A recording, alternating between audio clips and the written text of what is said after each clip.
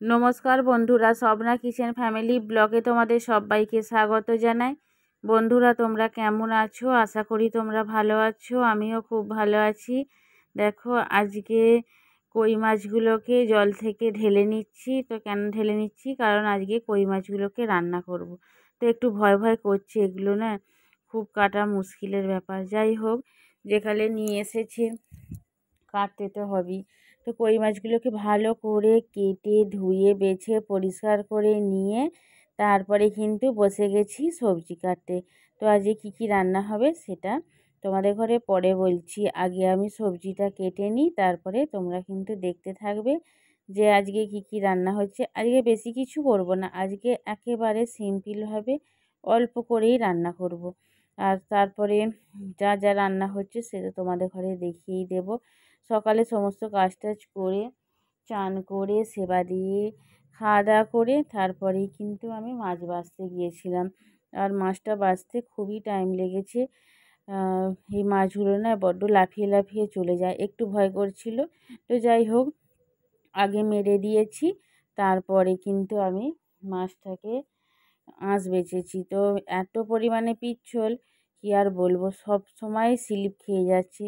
তো যা হোক করে আস্তে আস্তে আস্তে আস্তে করে করে, আমাদের তো খুব একটা অভ্যাস নেই এসব মাছ বাছা।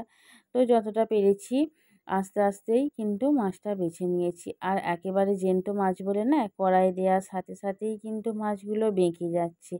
আর মরা মাছ হলে কি হয়, মাছগুলো কিন্তু বেঁকে যায় না। তো মাছগুলোকে আমি ভেজে নিচ্ছি, তারপরে রান্না আমি করব। আর রান্না আমি চাপিয়ে দিয়েছি, আজকে সমস্ত রান্না গ্যাসেই করছি, কাঠে করিনি। কারণ মাছগুলো বাছতে না আমার অনেকটা টাইম লেগে গিয়েছিল। তো সেই জন্যই আমি সমস্ত রান্না গ্যাসে চাপিয়ে দিয়েছি। আর ওখানে মাছ আমার ভেজে আর এখানে ঝোলটাও আমার হয়ে গেছে। তো আজকে রান্না করেছি কই মাছের ঝোল।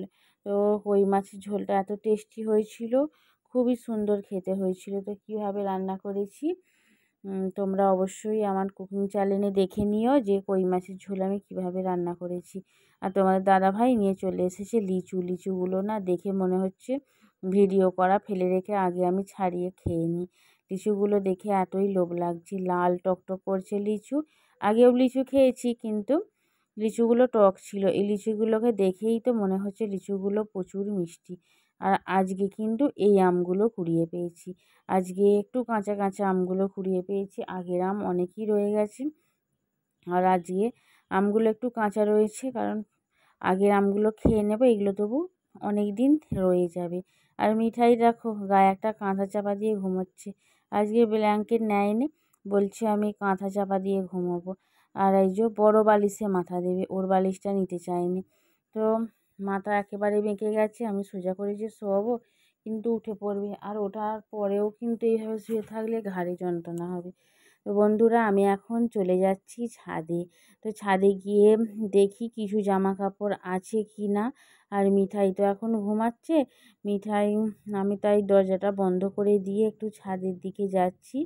জামা কাপড় যদি থাকে তুলে নেব, কারণ আকাশ তো খুব একটা ভালো নয়, হুটহাট করে বৃষ্টি চলে আসছে। তো আমি ছাদে উঠলাম, ছাদে উঠেই দেখছি যে বাড়ির পিছনেই তো বাজার বসে, তোমাদের ঘরে প্রায়ই দেখায়। তো সেটাই একটু দাঁড়িয়ে দেখছি, এখনও পর্যন্ত যাইনি। তো যাব আমি বাজারে, একটু কেনাকাটা আছে সেগুলো করব। তো এখন আমি যাব না, মিঠাই ঘুম থেকে উঠুক তারপরে আমি যাব। মিঠাই ঘুমাচ্ছে, তো আমি একটু কাজকর্মগুলো এগিয়ে রাখি। প্রচণ্ড পরিমাণে গরম হচ্ছে, মাঝে মাঝে বৃষ্টি হলেও কিন্তু গরমটা সেইভাবে কমেনি। তো এই দিকটা একটু দেখছি, আমাদের ঘর থেকেই তো সব কিছু দেখা যায়। তো ওদিকটা বাজার বসেছে, আর এটা রাস্তা। রাস্তায় দেখেছো আজকে কত ভিড়, বাজারের দিন তো ওই জন্যই।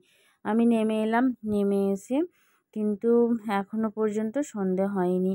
আমি একটু জল গরম বসিয়ে দিয়েছি, আর প্রেসার কুকারে একটু কড়াই সিদ্ধ করতে বসিয়ে দিয়েছি। জল গরম করে ময়দা মেখে চাপিয়ে দিলাম পরোটা। এখানে আমার পরোটা হচ্ছে, আর ওদিকে কিন্তু প্রেসার কুকারে কড়াই সিদ্ধ করে রেখে দিয়েছি। তো পরোটাটা হয়ে গেলে তারপরে চাপিয়ে দেব ঘুগনি।